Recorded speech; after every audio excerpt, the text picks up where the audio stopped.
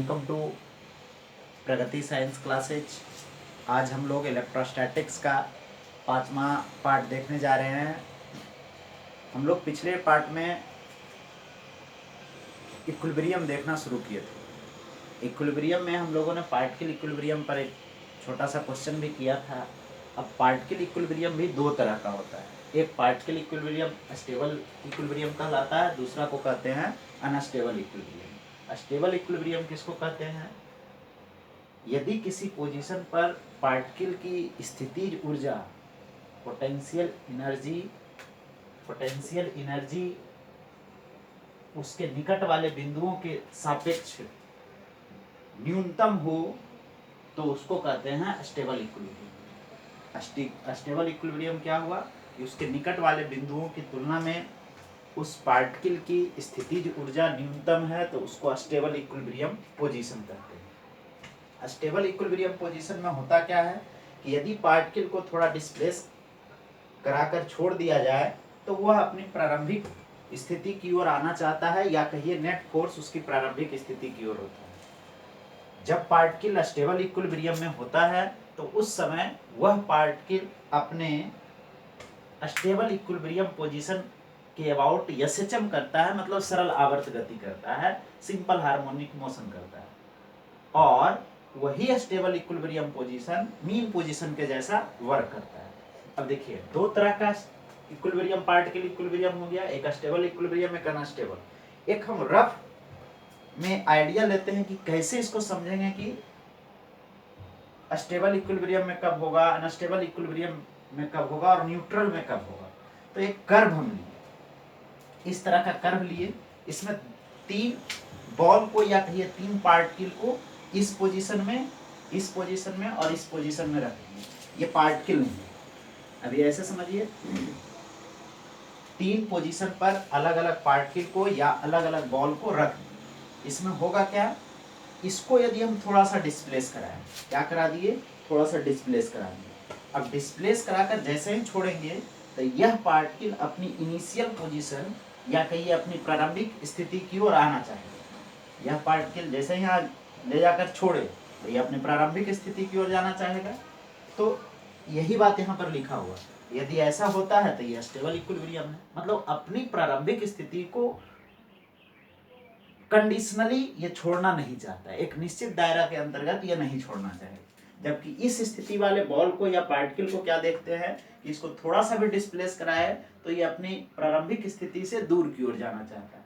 जब ऐसा करेगा पार्टिकल तो इसको कहेंगे अनस्टेबल इक्विलिब्रियम। एक ऐसा भी स्थिति है जो प्लेन सरफेस पर रखा हुआ है। अब जैसे ही प्लेन सरफेस पर रखा हुआ है, इसको थोड़ा सा डिस्प्लेस करा दिए, तो डिस्प्लेस कराने के बाद हम लोग क्या देखेंगे, यह पार्टिकल ना तो अपनी प्रारंभिक स्थिति की ओर आता है और ना ही अपनी प्रारंभिक स्थिति से दूर की ओर जाता है। तो इसको कहते हैं न्यूट्रल। मतलब यदि प्रारंभिक स्थिति की ओर आना चाहता है या आता है तो उसको कहते हैं स्टेबल इक्विलिब्रियम।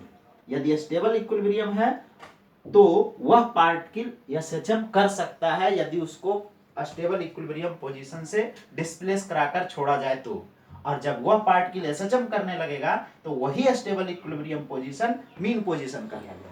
मतलब ये फिर पूरा सा टॉपिक एसएचएम के अंतर्गत भी आ सकता है। मतलब इससे भी टाइम पीरियड का क्वेश्चन, फ्रीक्वेंसी का क्वेश्चन, एंगुलर फ्रीक्वेंसी, किसी टाइम पर वेलोसिटी, एक्सेलरेशन, कुछ भी पूछा जा सकता है, जो एसएचएम में हम लोग पहले भी देख चुके हैं। यदि अनस्टेबल इक्विलिब्रियम हुआ तो फिर ऐसा कुछ नहीं हो सकता है कि वो पार्टिकल एसएचएम करेगा अन्यथा नहीं करेगा। मतलब सीधा ये एसएचएम नहीं करेगा। एसएचएम करने के लिए हमेशा पोजीशन जो होना चाहिए वो स्टेबल इक्विलिब्रियम पोजीशन होना चाहिए, बाकी फोर्स कोई सा भी हो। यदि मैग्नेट पढ़ेंगे, मैग्नेटिज्म पढ़ेंगे तो मैग्नेटिक फोर्स भी लगेगा तो वहां पर भी एसएचएम करेगा। फ्लूइड में हम लोगों ने देखा कि एसएचएम का क्वेश्चन कैसे आता था, ग्रेविटेशन में देखा, और एसएचएम में तो हम लोग देखेंगे। तो अलग अलग टॉपिक में अलग अलग तरह से स्टेबल इक्विलिब्रियम पोजीशन आता है। जहां पर भी फोर्स आएगा, यदि फोर्स आया तो सुपरपोजिशन ऑफ फोर्स के अंतर्गत स्टेबल इक्विलिब्रियम पोजीशन प्राप्त किसी कारणवश यदि हो जाए तो उस समय वो पार्टिकल उस स्टेबल इक्विलिब्रियम पोजीशन के अबाउट सरल आवर्त गति करता है। ये पूरा स्टेबल इक्विलिब्रियम है। अब अनस्टेबल इक्विलिब्रियम में क्या होगा, तो देखेंगे उसके निकट वाले बिंदुओं के सापेक्ष, जैसे यहाँ पर इस बिंदु के सापेक्ष इसकी ऊर्जा न्यूनतम थी, यहाँ पर इस बिंदु के सापेक्ष इनिशियल बिंदु का पोटेंशियल एनर्जी मैक्सिमम है। तो स्टेबल इक्विलिब्रियम में मिनिमम पोटेंशियल एनर्जी में पार्टिकल रहता है और अनस्टेबल इक्विलिब्रियम में particle maximum potential energy level में रहता है। तो लिखेंगे अनस्टेबल इक्विलिब्रियम क्या होता है? The particle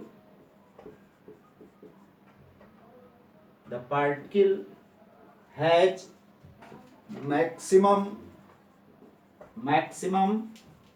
potential energy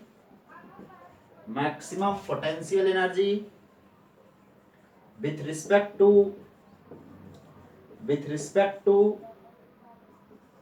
its neighboring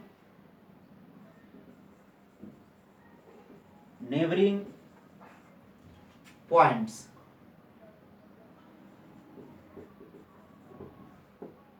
known as unstable equilibrium।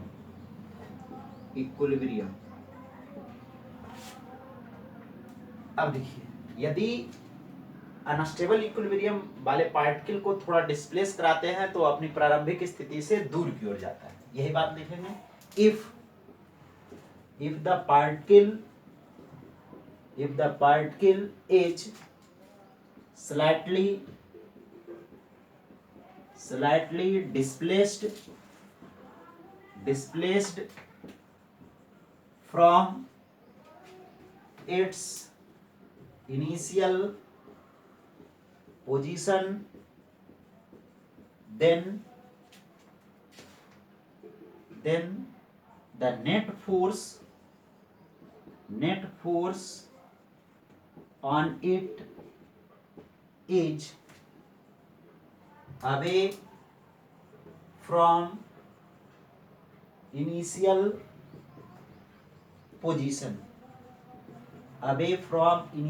position। अब इसमें कोई पार्टिकल एसएचएम वगैरह नहीं करेगा, इसका कोई बात उस तरह का नहीं, मतलब यहाँ पर छोड़ दिए तो अपने प्रारंभिक स्थिति से केवल दूर की ओर जाएगा, इसमें और कोई बात नहीं होगा। इसको आप हिंदी में भी देख सकते हैं, यदि पार्टिकल के पास उसके निकट वाले बिंदुओं के सापेक्ष स्थितिज ऊर्जा महत्तम हो तो उसको कहते हैं अनस्टेबल इक्विलिब्रियम पोजीशन या अनस्टेबल इक्विलिब्रियम। यदि पार्टिकल को अनस्टेबल इक्विलिब्रियम पोजीशन से थोड़ा डिस्प्लेस कर दिया जाता है तो ऐसी स्थिति में वो प्रारंभिक स्थिति से दूर की ओर गति करता है। बस ये हो गया अनस्टेबल इक्विलिब्रियम।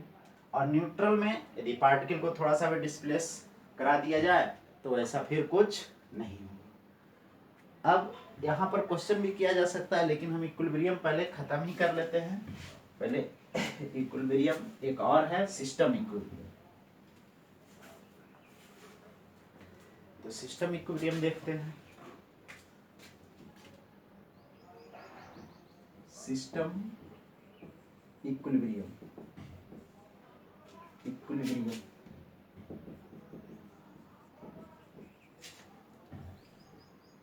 इसको क्या कहते हैं? यदि किसी सिस्टम के प्रत्येक पार्टिकल पर नेट फोर्स जीरो, यहाँ पर यदि इलेक्ट्रोस्टैटिक्स पढ़ रहे हैं तो चार्ज पार्टिकल भी कर सकते हैं, वही बात लिखते हैं, if the net force on each of the particles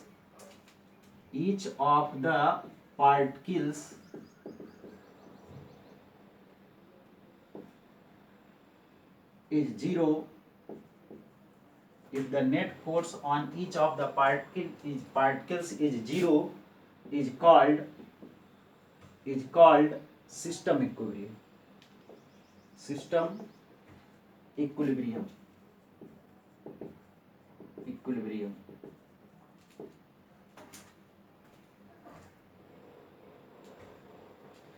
अब देखिए सिस्टम इक्विलिब्रियम, जैसे पिछले क्लास में क्वेश्चन हम लोगों ने देखा था। अब चलिए क्वेश्चन और हम ले लेते हैं। सिस्टम इक्विलिब्रियम, मान लिया जाए एक चार्ज कैपिटल क्यू है, यहां से डी डिस्टेंस पर एक और कैपिटल क्यू है, दोनों प्लस में, दोनों का नेचर कैसा है, एक चार्ज है प्लस क्यू, दूसरा भी प्लस क्यू है, इस दोनों के बीच का जो डिस्टेंस है डी। अब इसमें लगभग सभी क्वेश्चन आ सकते हैं। देखिए हम बारी बारी से देखते हैं कि कैसे इस क्वेश्चन में क्या क्या पूछ सकता है। सबसे पहला तो यदि ऐसा सिस्टम दिया हुआ है तो लिख सकता है कि फाइंड ए नंबर में लिखेंगे इक्विलिब्रियम पोजीशन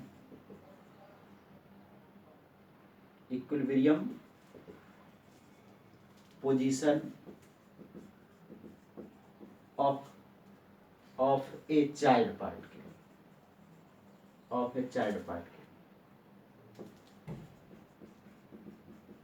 दूसरा यदि देखेंगे तो find magnitude and nature of the child particle for system equilibrium. देखिए ये दो बात हो गई। अब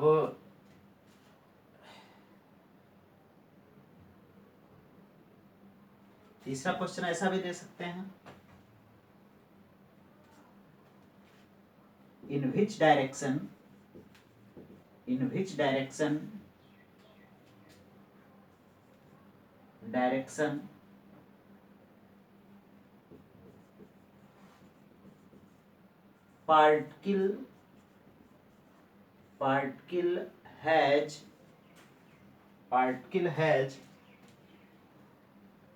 particle has a stable and unstable equilibrium।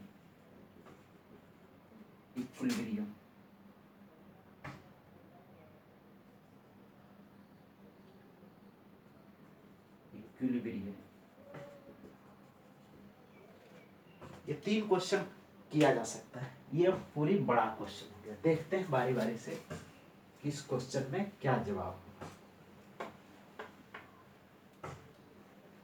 एक क्वेश्चन लिए हम, ये पूरा इक्विलिब्रियम का प्रत्येक बात को इसमें इन्वॉल्व कर लेंगे। जो भी बात हम लोग देखे थ्योरी में, वही बात को हम क्वेश्चन से देख लेते हैं कि कैसे इससे सोल्व किया जाएगा। ये इक्विलिब्रियम का, इसमें लगभग प्रत्येक क्वेश्चन इन्वॉल्व हो गया जो भी इक्विलिब्रियम के अंतर्गत है।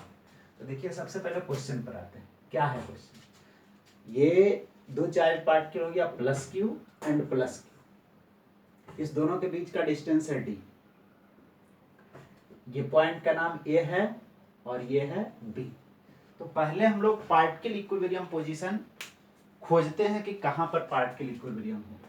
तो हम लोग पार्टिकल इक्विलिब्रियम के अंतर्गत पिछले पार्ट में देखे थे क्या कि पार्टिकल इक्विलिब्रियम खोजने का कुछ अनुमान लगाने के लिए बताया था कि सबसे पहले यदि दोनों सेम नेचर का चार्ज है तो जब भी इक्विलिब्रियम पोजीशन होगा तो इस दोनों के बीच में ही कहीं होगा। तो इसके बीच में कहीं भी हो सकता है, इसके बीच में कहीं पर भी हम मान सकते हैं।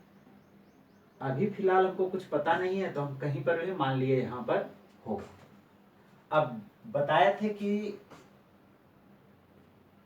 यदि इक्विलिब्रियम पोजीशन हमेशा स्मॉलर मैग्नीट्यूड ऑफ चार्ज के निकट होता है, यहाँ पर दोनों का मैग्नीट्यूड बराबर है, होना चाहिए इसके बीच में। लेकिन पहले हम निकाल कर देख लेते हैं। एक हम अपने मन से क्यू चार्ज रख दिए पॉइंट पी पर, अपने मन से हम मान लिए कि अभी प्लस क्यू, बाद में उसके बाद सिस्टम इक्विलिब्रियम के समय में इसका नेचर भी निकाला जाएगा। तो हम लोग देखते हैं कि इस चार्ज पार्टिकल पी पर ए के कारण फोर्स का डायरेक्शन क्या होगा, तो देखेंगे ऐसा फोर्स लगेगा, ये दोनों पॉजिटिव नेचर का है इसलिए रिपल्सिव फोर्स, इसका नाम देंगे force on P due to A. और इस स्मॉल चार्ज क्यू पर या कहिए चार्ज पार्टिकल पी पर बी के कारण फोर्स दोनों पॉजिटिव नेचर का है इसलिए रिपल्सिव फोर्स लगेगा, इसका नाम देंगे force on P due to B.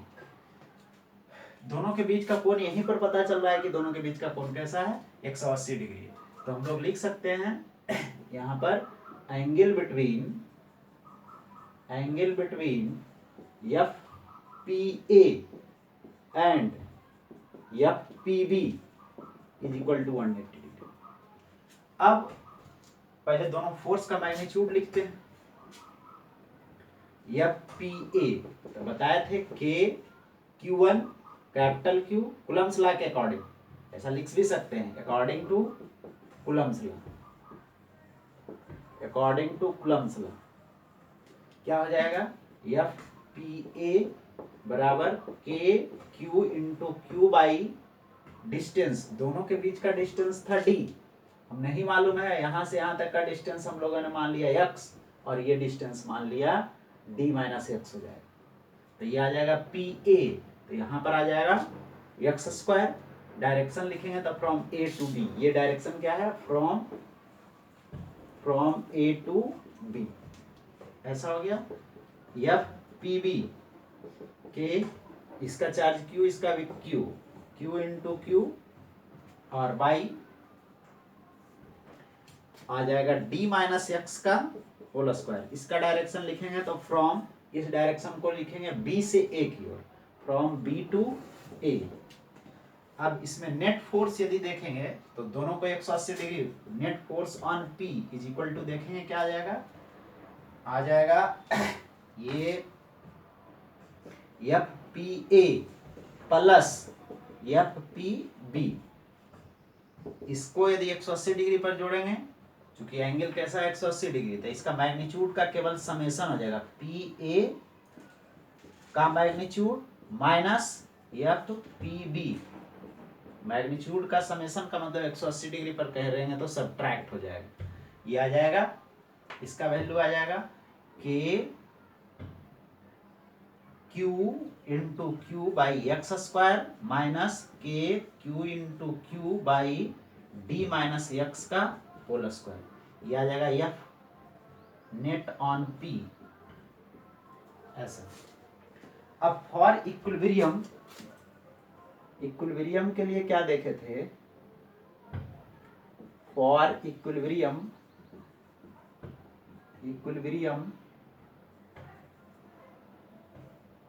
Net force on P is equal to 0 होगा। अब इसका वैल्यू मतलब 0 आ जाएगा, तो यह आ जाएगा k Q into Q by x square plus k Q into Q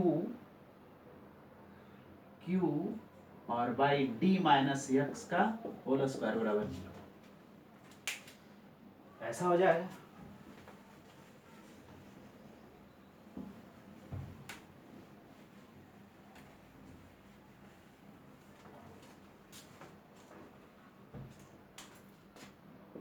ये आ जाएगा, इसमें जो कॉमन आ रहा है कॉमन ले लेते हैं, Q और into q 1 by x square plus 1 by d minus x का whole square is equal to 0। ये तो कभी 0 हो नहीं सकता है, ये 0 नहीं हो सकता है। अब ये भी जब भी 0 होगा तो 1 by x square plus 1 by d minus x का whole square is equal to 0, तो 1 by x square 1 by d minus x का होल स्क्वायर, क्रॉस मल्टीप्लाई कर देते हैं तो एक्स स्क्वायर बराबर डी माइनस एक्स का होल स्क्वायर, तो एक्स बराबर आ जाएगा x is equal to root under, तो डी माइनस एक्स आ जाएगा, ये आ जाएगा एक्स बराबर डी बाई 2।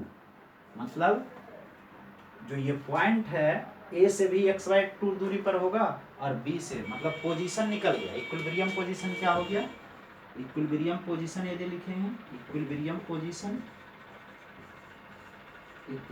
पोजीशन आ जाएगा x is equal to D by 2।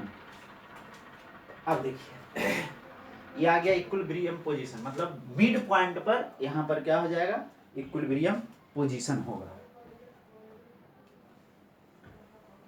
देखिए अब ये आ गया इक्विलिब्रियम पोजीशन। अब सिस्टम इक्विलिब्रियम के लिए ये जो चार्ज रखे थे उसका अमाउंट क्या होगा, ये बात देखते हैं। पहला क्वेश्चन का आंसर हो गया इक्विलिब्रियम पोजीशन होगा चार्ज ए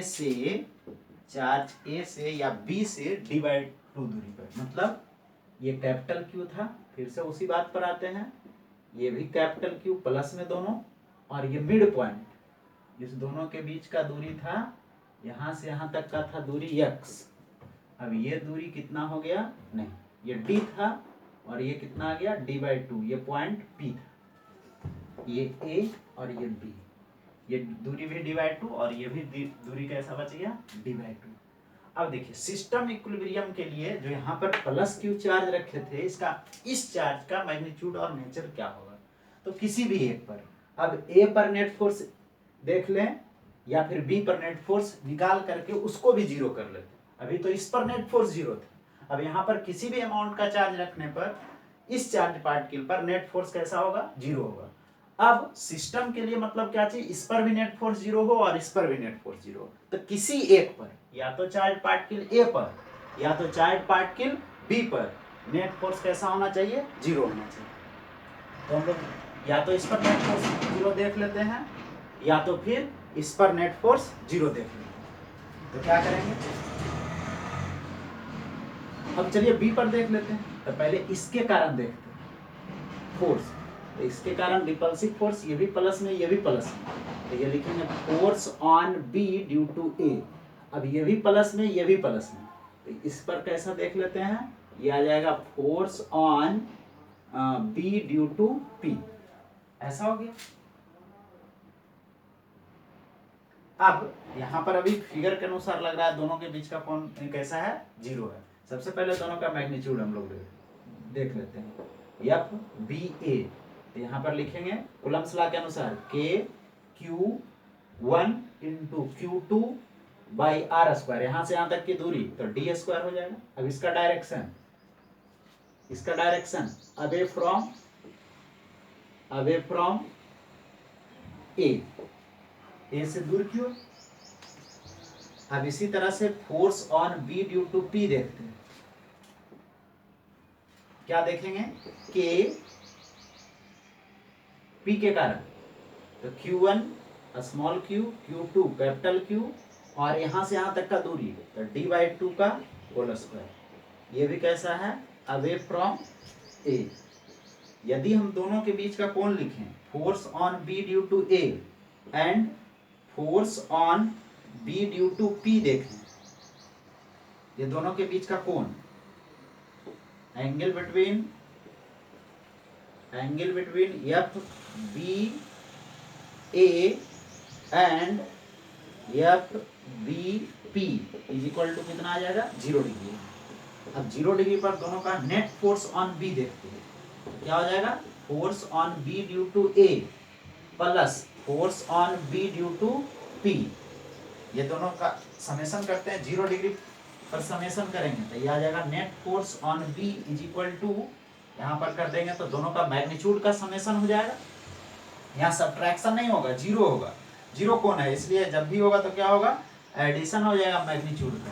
तो एफ बी ए का mod plus F B P का मॉड।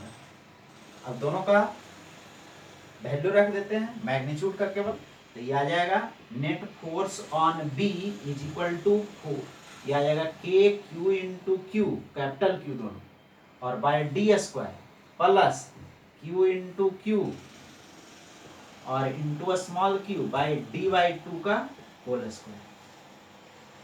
अब इसको भी इक्विलिब्रियम का मतलब सीधा सादी मीनिंग अब समझे तो नेट फोर्स जीरो, तो नेट फोर्स जीरो होना चाहिए सिस्टम इक्विलिब्रियम के लिए।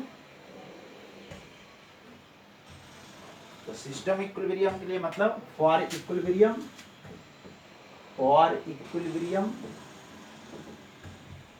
ऑफ पार्टिकल बी के लिए बी के इक्विलिब्रियम के लिए क्या करेंगे, net force on B, net force on B is equal to 0, तो इसका वैल्यू 0 पुट कर देंगे, तो आ जाएगा k q square by d square plus k Q into Q by d square और बाई 4, तो ऊपर चल जाता है, इज इक्वल टू 0। जो कॉमन आ रहा है कॉमन ले लेते हैं, तो ये आ जाएगा के क्यू कॉमन आ गया और बाई डी स्क्वायर भी कॉमन आ गया, यहाँ पर बच जाएगा 1, नहीं क्यू बच जाएगा और प्लस 4 क्यू बचेगा, कितना बच जाएगा 4 into small Q is equal to 0। ये फिर से 0 हो नहीं सकता, बाई डी स्क्वायर ये कभी 0 नहीं हो सकता, जब भी होगा तो 4 इंटू क्यू बाई ये आ जाएगा। अब इस स्मॉल क्यू का मान निकालना है, तो 4q is equal to minus of q, q is equal to minus q by 4, मतलब सिस्टम इक्विलिब्रियम के लिए इस चार्ज पार्टिकल p का मान माइनस कैपिटल Q बाई 4 होना चाहिए। मतलब इतना यदि रखते हैं तो इस पर भी नेट फोर्स 0, इस पर भी नेट फोर्स 0 और इस A पर भी, मतलब A, B और P पर नेट फोर्स 0 होगा। कब? जब इतना निगेटिव नेचर और मैग्नीट्यूड Q बाई 4 अमाउंट का चार्ज रखते हैं, तो यहाँ पर नेट फोर्स कैसा हो जाएगा, 0 हो जाएगा। किस किस पर? P पर भी 0, Q A पर भी 0 और B पर भी 0। और इसके लिए इसका डिस्टेंस A से d/2 होना चाहिए और B से भी d/2 होना चाहिए, और इस चार्ज का अमाउंट माइनस Q/4 रखने पर A, B और P पर नेट फोर्स 0 हो जाएगा। ठीक है, अब तीसरा क्वेश्चन बचेगा। तो तीसरा क्वेश्चन के लिए हम 1 दिन का टाइम दे रहे हैं, इसलिए दे रहे हैं ताकि एसएचएम का जो भी स्टूडेंट मेरे यहाँ पढ़े होंगे या कहीं भी पढ़े होंगे एसएचएम, तो उससे रिलेटेड स्टेबल इक्विलिब्रियम पोजीशन खोजना है। अब थोड़ा सा हम हिंट भी कर देते हैं कि स्टेबल इक्विलिब्रियम, ये तो इक्विलिब्रियम पोजीशन है, अब है या नहीं है स्टेबल इक्विलिब्रियम? स्टेबल इक्विलिब्रियम खोजना है, क्योंकि एसएचएम करने के लिए स्टेबल इक्विलिब्रियम होना चाहिए। तो इसमें ऐसा कोई जरूरी नहीं कोई पार्टिकल हमेशा स्टेबल इक्विलिब्रियम में हो या हमेशा अनस्टेबल इक्विलिब्रियम में। इसके लिए हम लोग क्या करते हैं, कुछ अनुमान लगाते हैं। क्या अनुमान लगाते हैं? 2 डायरेक्शन में, एक इसको मान लेंगे एक्स एक्सिस, थोड़ा सा एक बार इस डायरेक्शन में डिस्प्लेस कराएंगे, और इसको मान लेंगे वाई एक्सिस, इस डायरेक्शन में डिस्प्लेस कराएंगे। इतना हम बता देते हैं कि बाई डायरेक्शन में यह स्टेबल इक्विलिब्रियम में नहीं, अनस्टेबल इक्विलिब्रियम, एक्स एक्सिस के अलावा स्टेबल इक्विलिब्रियम में। अब यदि यह स्टेबल इक्विलिब्रियम में है ये पार्टिकल एक्स एक्सिस के अलावा, तो उस एक्सिस के अलावा एसएचएम भी करेगा, और यदि एसएचएम करेगा तो उसका टाइम पीरियड क्या होता है, ये हम अगले लेक्चर में कराएंगे। इसलिए अगले लेक्चर में, ताकि जो भी स्टूडेंट एसएचएम पढ़े होंगे वो एक बार करके प्रयास कर सकते हैं। Thank you.